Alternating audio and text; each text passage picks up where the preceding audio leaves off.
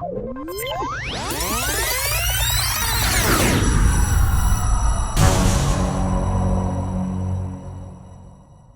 and welcome to a new episode of Review. Today we will take a look at a Boeing 767-300 from United Airlines. And if we start by looking at the box, we have the United branding here.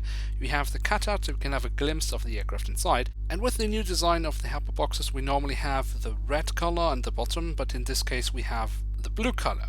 Now if we turn the box around, we get the explanation for that because it is a Yesterday Series model. And we can see the logo right here, and it's also a limited edition. Other than the Yesterday Series logo, we of course also have an image of the aircraft, we have the original dimensions of the aircraft, and some additional information as always. So let's look inside. And here we have the Boeing 767-300, and as you can see, it's a bit of an unusual livery this aircraft has. Now it is a United Airlines aircraft, although we have many different airline logos and brandings on the aircraft itself. Now what we have here is in fact the first Star Alliance livery. Now the idea is actually quite simple, basically just showing all the member airlines of the alliance on an aircraft and always showing the airline that is flying the aircraft as the first airline in the livery. But of course when Star Alliance started they had only 5 members, and at this point they had 6 members. Today Star Alliance has 27 members, and that gets a bit difficult to put on one aircraft. Now if we take a closer look at the aircraft itself, we can see here on the tail section we have on the vertical stabilizer the Star Alliance branding. We also of course have the full registration code and the flag of the United States of America. Now if we move from the back of the aircraft all the way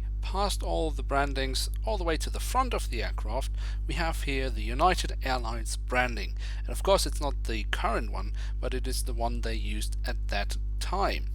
And I've said it in an earlier video. In fact, actually it was my first review where I reviewed a Boeing 747-400 from United Airlines. I leave the link in the description below if you want to check it out. I said that this specific livery, this darkish grey livery that United had, is one of my all-time favorite liveries. Now moving on, we of course also have the Star Alliance branding, and we also have a really tiny United Airlines logo.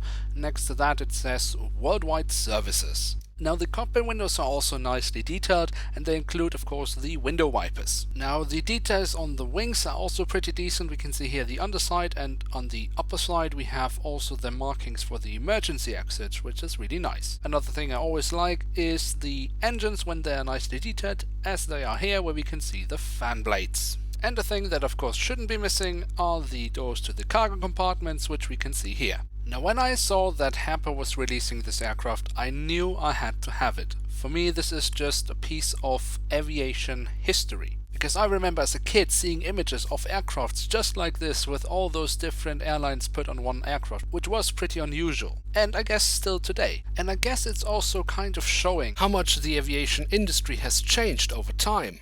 Now let's just take a look at the liveries we have on the aircraft. Now we have the United livery, which has completely changed. We have the Scandinavian Airlines livery, which has changed. We have the Varig livery. This airline doesn't really exist anymore. It went bust. It kind of still flies in Brazil, but not nearly as big as the original airline. Now the Lufthansa livery is actually the only one which hasn't changed at all. Then we have the Air Canada livery. The branding itself actually hasn't really changed, but instead of having the white background, they now have this light blue. So if anyone would do this livery on an aircraft today, the livery for Air Canada would look different. And last but not least, we have the Thai Airways branding, which also has changed.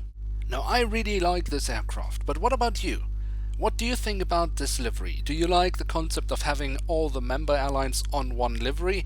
Or do you prefer the Star Alliance livery as we have it today, where we have a clean Star Alliance livery and only the name of the airline that operates the aircraft? Now with this question we have reached the end of this episode. Now if you have enjoyed, feel free to leave a like, that would be really nice. Or if you know around here, why not hit subscribe, that would be absolutely awesome. And don't miss out on the next episode of Review, where we'll take a closer look at an Embraer ERJ 170 from Estonian Air. Now until then, take care, thanks for watching, I'm checking out, and bye.